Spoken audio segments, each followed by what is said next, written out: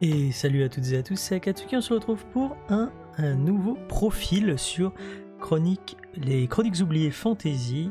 Cette fois nous allons nous attaquer au profil du Forge-Sort.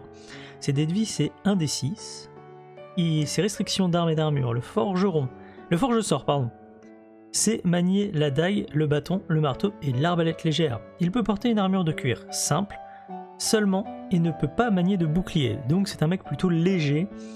Ses attaques magiques, c'est basé sur le modificateur d'intelligence, comme le prévoit la règle de base. La voie de l'artefact.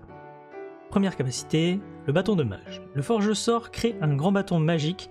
Avec cette arme à deux mains, il gagne un bonus de +1 au test d'attaque au contact et inflige 1d6 plus modificateur d'intelligence magique, donc de dégâts magiques. À partir du rang 3, au prix d'une action limitée, il peut utiliser son score d'attaque magique pour une attaque au contact et infliger 2d6 modificateur d'intelligence dans un éclair d'énergie. Deuxième capacité, le blocage, c'est une action limitée et c'est un sort. Le Forge-Sort scelle une porte ou un coffre pour une durée en minutes égale à sa valeur d'intelligence. Seul un mot de commande qu'il choisit permet d'ouvrir l'objet. Celui-ci peut toujours être brisé par la force, mais il bénéficie d'un bonus de +5 en solidité et en réduction de dégâts pour toute la durée du sort. On parle de l'objet. Troisième capacité, le sac sans fond. Le Forge-Sort possède un sac dans lequel il peut entreposer 50 kg de matériel par rang dans la voie, tandis que le sac semble toujours ne peser qu'1 kg. Le sac ne fonctionne pas si on tente d'y mettre une créature vivante. Le sac est de plus capable de fournir au Forge-Sort les objets qu'il désire.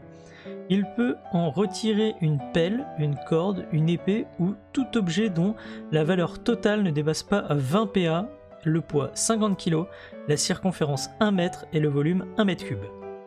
Ces objets ont hélas la propriété de disparaître au bout d'1 heure. De ce fait, la nourriture magique retirée du sac ne nourrit pas vraiment celui qui la consomme. Mais ça peut être très utile pour faire penser à quelqu'un qu'on le nourrit. Quatrième capacité, la frappe des arcanes. C'est une action limitée et c'est un sort. Le Forge-Sort frappe le sol de son bâton et provoque une onde dévastatrice dans un rayon de 10 mètres autour de lui. Toutes les créatures dans la zone subissent automatiquement 2d6 dégâts plus modificateur d'intelligence et devraient réussir un test de force de difficulté 10 plus modificateur d'intelligence du Forge-Sort pour ne pas tomber au sol. Toutes les créatures, donc personnages y compris. Cinquième capacité, artefact majeur. Le Forge-Sort peut enchanter des objets. Il peut créer une arme qui donne un bonus de +1 au test d'attaque et aux dégâts et une armure qui donne un bonus de +1 en défense et réduit le malus d'encombrement d'autant. Le bonus passe à +2 lorsque le personnage atteint le niveau 8, puis augmente de +1 tous les 3 niveaux, +5 au niveau 17. Il faut 1 mois de travail et la dépense de 100 PO par point de bonus pour créer l'objet. A la fin, le Forge-Sort doit réaliser un test d'intelligence de difficulté 10, plus 3 fois le bonus de l'objet, avec un bonus égal au rang atteint dans la voie du métal. En cas d'échec, l'objet n'est pas enchanté et il faut recommencer, l'argent est perdu. En cas de succès, le Forge-Sort doit insuffler un peu d'énergie vitale dans l'objet, il sacrifie un point de vie qu'il perd définitivement sur son score de points de vie maximum. Attention, c'est extrêmement puissant. On peut avoir de très bons objets avec un Forge-Sort, mais le problème c'est qu'il risque de mourir. La voie des élixirs. Chaque jour, le Forge-Sort peut créer jusqu'à 2 élixirs par rang acquis dans la voie. Produire un lot d'élixirs prend 1 heure, quel qu'en soit le nombre. Ce sont des mélanges instables qui deviennent inopérants après 24 heures. Le joueur doit donc noter l'heure de fabrication. Passé 24 heures, le Forge-Sort peut régénérer les élixirs en seulement 10 minutes, mais il compte alors parmi les potions créées pour la journée.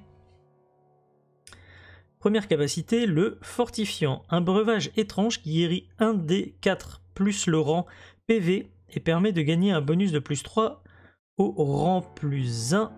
Prochain test réussite effectuée.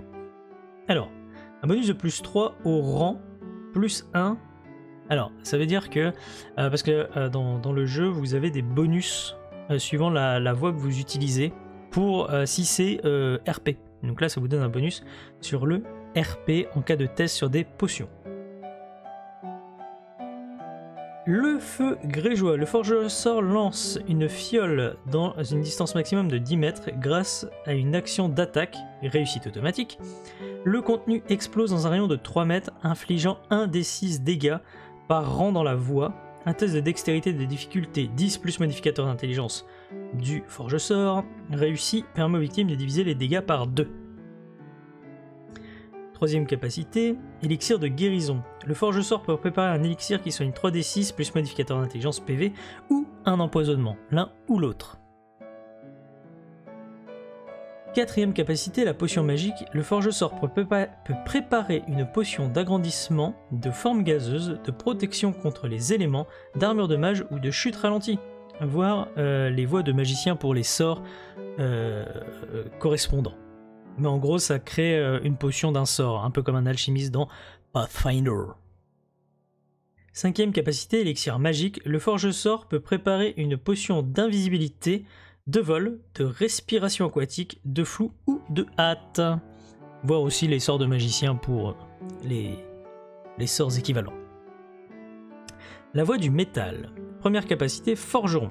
Le forge-sort obtient un bonus de plus 2 par rang dans la voie au test d'orfèvrerie ou de forge, au prix d'une action de mouvement. Il peut enflammer son marteau ou son bâton pour une durée de 5 plus modificateur d'intelligence tour et gagne alors un bonus de dégâts de plus 1 par rang dans la voie de cette arme, et les dégâts sont des dégâts de feu. Intéressant pour les monstres qui sont vulnérables au feu, mais nuls contre un monstre de feu, justement. Deuxième capacité, métal brûlant, c'est une action limitée et c'est un sort. Le forge-sort doit réussir un test d'attaque magique, une portée de 20 mètres, pour faire chauffer un objet métallique que sa cible transporte pendant 5 plus modificateur d'intelligence tour. Il s'agit d'une arme, elle inflige 1 point de dégâts par tour à son porteur et un malus de -2 au test d'attaque. Il s'agit d'une armure, elle inflige 1 des 4 dégâts par tour à son porteur. La victime peut se débarrasser précipitamment de son armure au prix d'une action limitée. Évidemment, une arme, il peut l'acheter par terre. Troisième capacité, magnétisme. C'est une action limitée et c'est un sort. Le forge-sort contrôle le magnétisme autour de lui. Pendant 3 plus modificateur d'intelligence tour, il gagne un bonus de plus 5 en défense et divise tous les dégâts par 2 tant que c'est porté avec une arme ou une arme de corps à corps ou un projectile métallique. Donc attention, un bâton n'est pas métallique, un bâton ferré l'est. Donc attention. Métal hurlant, quatrième capacité, métal hurlant, c'est une action limitée et c'est un sort. Sur un test d'attaque magique réussi, le forge-sort déforme une pièce d'équipement métallique portée par la cible. Une arme devient inutilisable et bonne pour le rebut. Une armure inflige une pénalité de -5 à tous les tests de son porteur. La victime peut se débarrasser de son armure au prix d'une action limitée. Si l'objet est magique, le sort ne fait effet que pendant 1 des 4 tours et peut viser à nouveau l'objet pour 24 heures. Appliqué à une structure, par exemple une porte blindée, ce sort inflige 4 des 6 de dégâts en divisant par 2 la RD du bâtiment. Cinquième capacité, endurer. Le forge-sort est habitué aux travaux et à la chaleur de la forge. Il réduit tous les dégâts de feu subis de 5 points et augmente sa valeur de constitution de 2. Il peut désormais lancer 2 DD en cas de demande de test de constitution.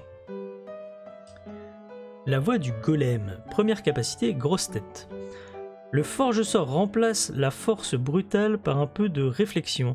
Il peut effectuer un test d'intelligence au lieu d'un test de force. Exemple, il utilise un levier pour déplacer une lourde charge. Il obtient un bonus de +2 par rang de la voie à tous les tests de bricolage ou de science. Et oui, des fois la force brute ne fait pas tout.